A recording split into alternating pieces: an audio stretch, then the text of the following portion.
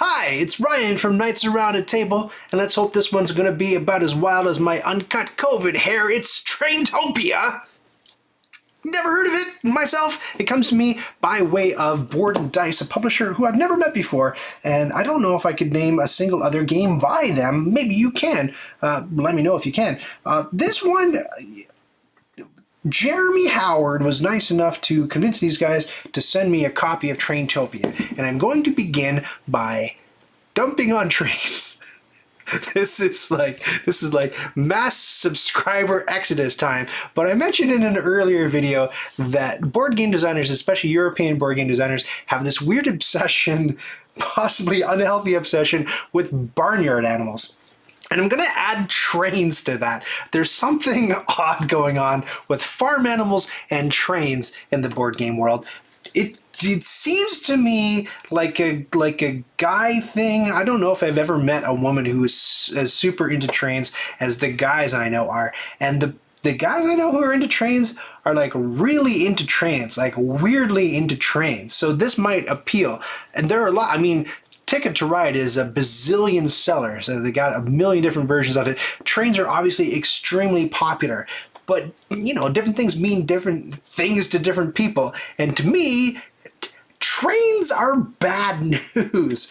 I'm sorry if you adore trains and you think they're the bee's knees, but like to me, trains, what do I know about trains? When I think of trains, I think about overworked Chinese laborers and in bad working conditions who lay down the tracks maybe that's an American, Canadian train situation. I think of movies like The Lady Vanishes, where the train gets stopped and they're surrounded by Nazis, spoiler alert. Or I think about Murder on the Orient Express, when the train broke down. One of them, they were surrounded by snow. Probably not the Orient Express one. Still kind of conflating those two movies.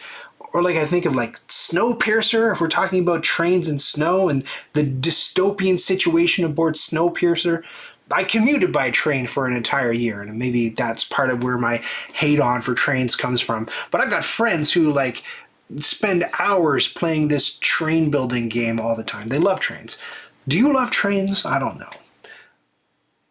So it is with caution that I approach Traintopia. I think it's interesting to make comment on the artwork on the cover of the box. Now, I get my back up a little when people dismiss certain games because of the artwork and they think, oh, that game's going to be too kiddie for me. Like it happened a lot with Everdell. They thought, oh, there's cute forest creatures. That's probably a kid's game. And I never really understood that, and I never really thought that that was fair. However, looking at the cover of Traintopia, you've got a lot of cartoonish people. Cartoons wouldn't be enough, but the gigantic eyeballs on these characters lead me to think that perhaps they're trying to target more of a family demographic with this game than hardcore board game, Eurogame train enthusiasts. I might be way out to lunch on that, but if we flip it, holy moly, look at the peepers on that lady. They're huge. I don't know what it is about big eyes that makes me think, oh, family audience.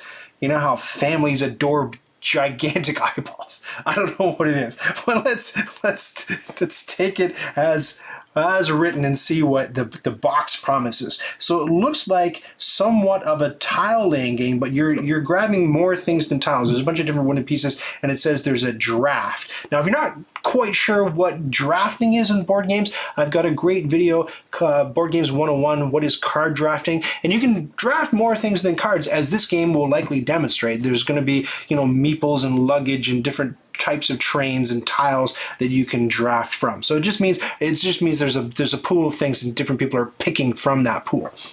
So I wonder if that's actually kind of an interesting way to do like a worker placement thing, because worker placement, you're kind of drafting spots for your workers, except the spots don't go anywhere. They're generally glued to the board and the table in the middle. But this is, you know, you're drafting tile. You're building the board based on what you draft. Interesting. I don't know. Let's open it and find out. The box says it's for 2 to 4 players. And what I found really compelling, actually, was up in the top right corner. It looks like they have some sort of arrangement with Paladin who make plastic sleeves for your cards. And it's funny because this game didn't really strike me as one that would go for the sleeve crowd. It just seems, just because of the illustration, really, really casual looking to me. And I might be completely out to lunch on that, but I doubt that a casual audience would be sleeving their cards. I might be completely wrong about that, but it just, I sniff it. Because when I go into places like, you go into places like Walmart, at least here in Canada, I might be wrong, but I don't think they sell sleeves for games. Maybe hockey cards. Do people sleeve their hockey cards? They probably do.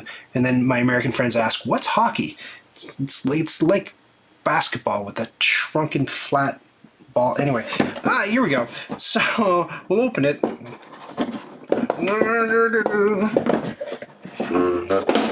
Oh, box fartometer. That'd be about a 2. And I opened it extremely recklessly like that because my patrons, my backer on Patreon, they're getting sort of on my case about these box farts. Now, let's talk box fartometer for just a second. I introduced the box fartometer when I noticed that every box I was opening had varying degrees of loud, rubby toot noises when I opened them up. But ever since I introduced it for these unboxings, we just got flatline box farts across the board. Every single box I open up is completely silent. And I think that we're getting down to the bottom of it. I think it's because I'm very good at opening boxes, or very careful at opening boxes now. And so we did a couple of experiments. Deem Explains, who you've heard about, opened a few of his boxes and determined that if you're a little bit reckless and kind of like tilted to the side a little bit when you open a box, that's going to cause more friction and more box fartage. So you can actually engineer these box farts. It's a little bit like doping in sports, but not nearly the controversy that that's created. So what I'd like to do is, if you have board game boxes that emit a great whopping noise when you open them up, I would like you to film that and send me a link where I can download it, and I will do a compilation of box farts. And we can talk about sort of the technique or lack thereof that you employed when you opened the box, and we can really find out. We can really impose scientific rigor on box farts, and we can really get down to the bottom. Now, research like this has not been conducted in the board game world to date, and I think we're due. I think it's time really to get some academic rigor involved in the mystery of box farts. Rule book for Traintopia. Man, these guys are probably like, why did we send this guy this game? What have we done?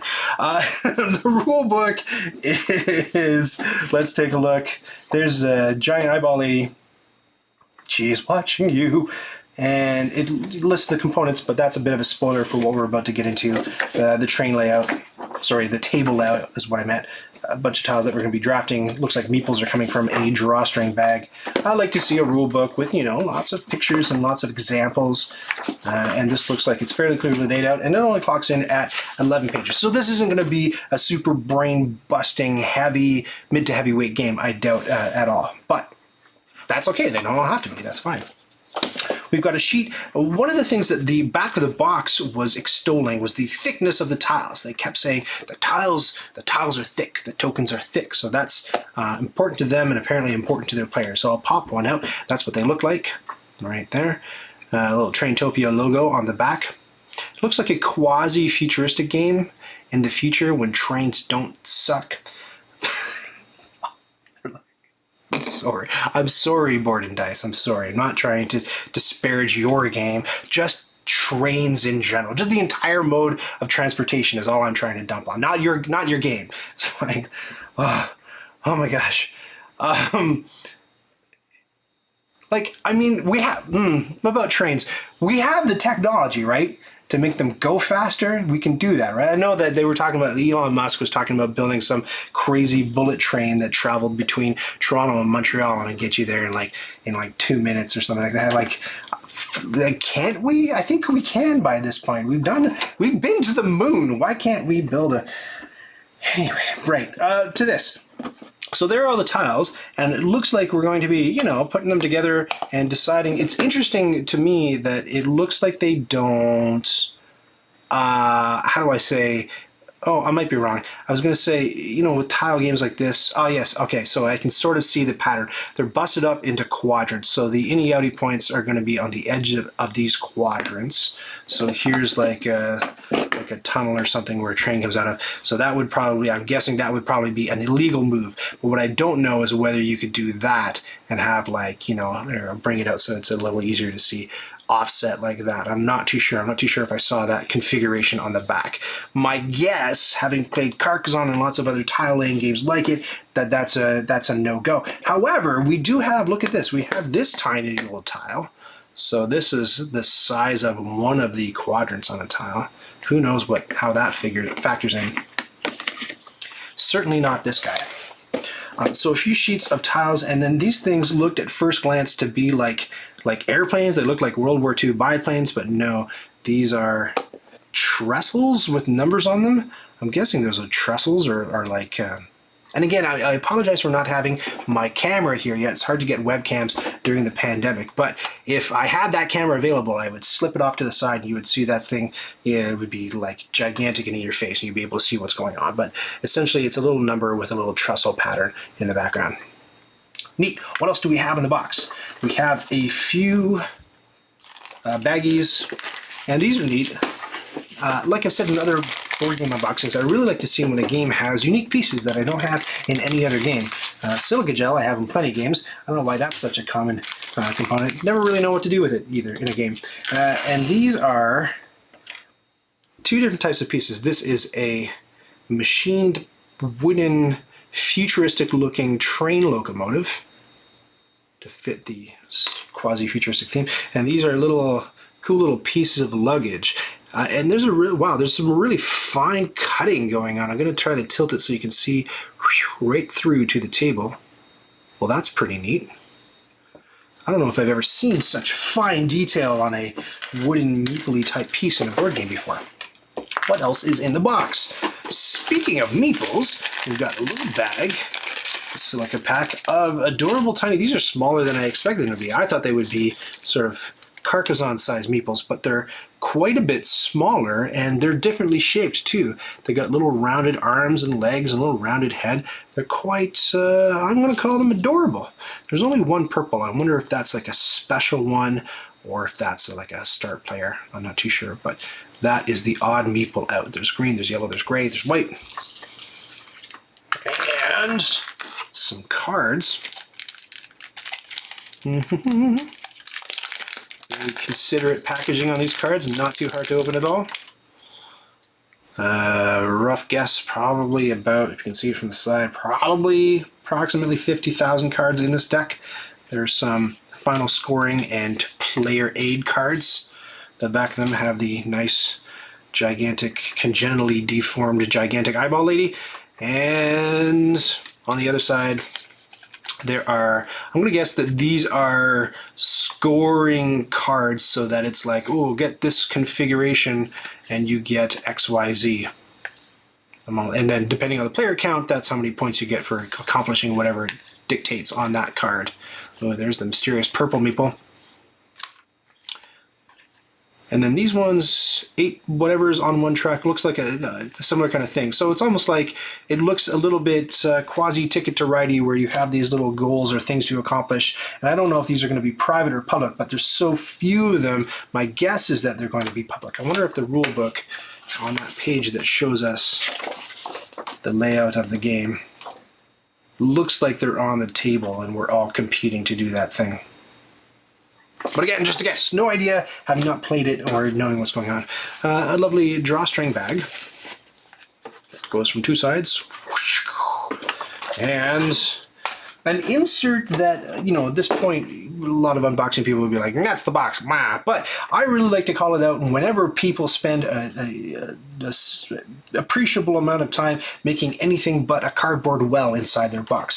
So here, there are actually like embossed shapes indicating the types of things that they intend to go in the trays, which is also nice because I've had inserts where it's like, oh, the stuff goes in here. And you're like, yeah, but exactly which stuff goes where. What am I supposed to do? And you sort of have to guess and try to, you know, put everything in this pocket, and then you realize that this one's empty and they should have gone in there. So this is nice. You know, they've got little shapes indicating where they thought that the different things should go in their game. Very, very nice. Thank you, Board and Dice, for your consideration. Those are the things that are in the Traintopia box. Is this game on your radar? Have you heard of it? Are you generally, are you a gigantic train nerd? Are you a fan of trains? Are you offended that I said it's a guy thing? Are you a lady who adores trains? Please, ladies who adore trains, represent and tell me if that's one of your passions, because it very well might be. I don't know. Just in my experience, it ain't. But I'm sure if you have something to say, you can say it to me in the comments below the video. If you want to say it to me in person and defend trains, you can pop into the Discord server. So there's the link down there if you want to follow me in there. And if you have a box fart that you would like to share, or a technique for creating or diminishing loud or quiet box farts, please contribute to this important scientific effort to get to the bottom of the mystery of box farts. Thank you very much for tuning into this. I'll see if I can play this with my family, because that's what big eyes dictate. Families love big eyes. And I'll tell you if we dig it or not. Maybe we'll do a Find the Fun or how to play down the road for it. And that is the sum total of the contents of Traintopia. Thanks so much for watching.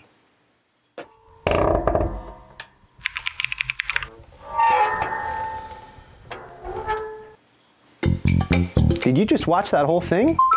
Oh, hey, to 100% this video, click the badge to subscribe, and then click the bell to get notifications when I've got new stuff.